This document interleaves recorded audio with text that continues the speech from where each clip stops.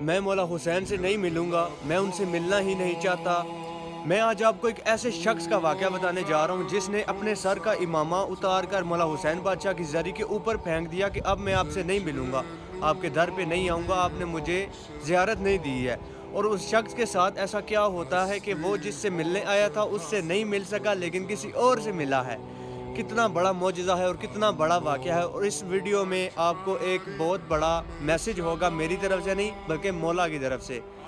ایک بڑا شخص جو مولا حسین بادشاہ کی زری پہ 3 دن سے بیٹھا ہوا ہے، 3 دن سے بیٹھا ہوا ہے وہاں پہ، وہ مولا سے التجا کر رہا ہے کہ مولا آپ مجھے زیارت دیجئے، میں آپ کی زیارت کے لیے اتنے دور سفر کر کے یہاں آیا ہوں، مجھے آپ زیارت دیجئے۔ اب 3 دن لگاتار وہ وہاں پہ بیٹھا ہوا ہے، التجا کر رہا ہے، لیکن اس کو زیارت نہیں ملتی ہے، تو وہ اس قدر ناراض ہو جاتا ہے اور وہ یہ لفظ کہتا ہے کہ مولا آج کے بعد میں آپ کے در پہ آؤں گا ہی نہیں، میں آپ سے سخت ناراض ہوں، اور وہ اپنے سر کا امامہ اتار کر زری کے اوپر پھینک دیتا ہے اور چلا جاتا ہے۔ رات کا وقت ہوتا ہے، باہر جاتا ہے تو باہر اسے ایک شخص ملتا ہے، وہ سید ہوتا ہے، یہ بھی سید ہوتا ہے، وہ بھی سید ہوتا ہے۔ وہ اسے کہتے ہیں کہ یہ اپنا انٹروڈکشن دیتا ہے کہ یار، وہ کہتے ہیں کہ تمہیں ہوا کیا ہے، تم اتنے پریشان کیوں؟ یہ روتا روتا باہر آ رہا ہوتا ہے، تو وہ اس سے پتہ کرتے ہیں کہ تمہیں ہوا کیا ہے۔ یہ کہتا ہے کہ میں اس طرح سے مولا سے ملنے کے لیے آیا تھا، لیکن انہوں نے تو جو ہے نا وہ مجھے زیارت ہی نہیں دی، میں اتنے دن سے یہاں پہ بیٹھا ہوں، میں مولا سے کہہ رہا ہوں کہ مجھے بس ایک جھلک مولا دے دیجئے۔ تو وہ کہتے ہیں کہ تمہیں جو ہے نا تم نے امامہ، وہ کہتا ہے کہ میں نے پھر غصے میں اپنا امامہ جو ہے امام کی زری کے اوپر پھینک دیا ہے۔ وہ شخص سے کہتے ہیں کہ تم نے ایسا کیوں کیا، تم سید ہو، تم ان کے ماننے والے ہو، تم ان کے آل آدمی سے، تم نے ایسا کیوں کیا ہے؟ وہ کہتا ہے کہ نہیں میں نہیں کروں گا، میں اب یہاں پہ آؤں گا ہی نہیں، مطلب وہ اس طرح سے ناراض ہوتا ہے اور اس طرح کے الفاظ کہے جا رہا ہوتا ہے۔ وہ شخص اسے کہتا ہے کہ تم امام حسین کی زیارت نہیں کر سکتے لیکن تم اپنے وقت کے امام کی زیارت کر سکتے ہو۔ اب یہاں پہ آپ نوٹ کیجئے گا کہ وہ شخص اسے کہتا ہے کہ تم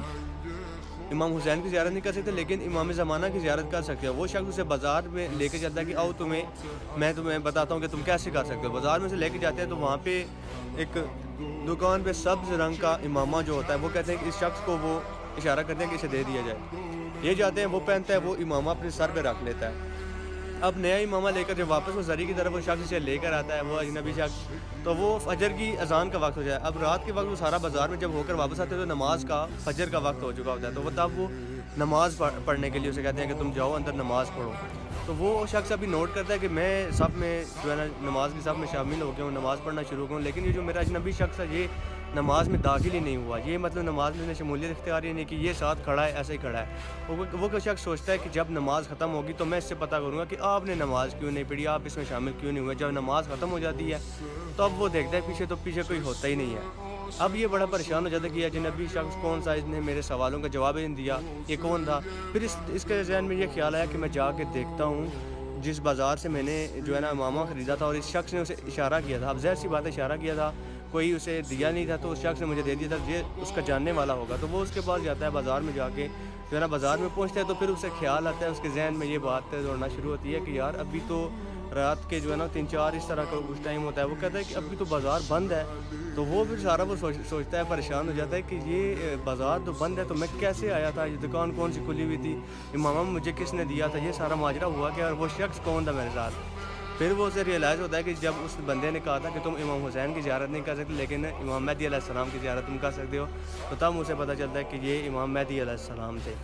اور مولا نے اسے جاتے جاتے جب نماز پڑھنے سے پہلے اسے کہا تھا کہ تم اپنے امام سے ناراض نہ ہوا کرو، امام اپنے جو ہے نا ایک محب۔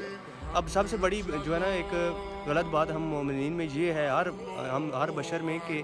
جو ہے نا وہ یہ سوچتا ہے کہ یار ہم اتنے گناہگار ہیں، اتنے خطاکار ہیں، مولا ہمیں اپنی زیارت نہیں دیں گے یا اس طرح سے کچھ بھی۔ تو یہ سب سے مین چیز ہے کہ گناہگار، اگر ہم گناہگار ہوتے ہو اس وجہ سے ہمیں زیارت نہ ملی تو مولا اپنی ولایت جو ہے وہ ہمارے دلوں میں ڈالتے ہی نہ۔ دل میں ولایت علی ہونی چاہیے، اہل بیت کی محبت ہونی چاہیے، ورنہ گناہگار تو سارا جہان ہی ہے میرے جان، ہر بشر ہی گناہگار ہے۔ اور مولا فرماتے ہیں کہ ہم سے کبھی بھی ناراض نہ ہوا کرو، جس طرح سے میں نے آپ کو بتایا کہ اس بندے نے کس طرح کی باتیں کی اور ناراض ہو گیا، مطلب اسی چیز سے کہتے ہیں کہ ہمارا مومن ہم سے ناراض نہ ہو، نا امید نہ ہو، ہم تمہیں ہر حال میں دیکھتے ہیں، تمہیں سن رہے ہوتے ہیں، دیکھ رہے ہوتے ہیں، ہم تمہارے ساتھ ہوتے ہیں، تم صبر کیا کرو، ہم تمہارے ساتھ ہیں۔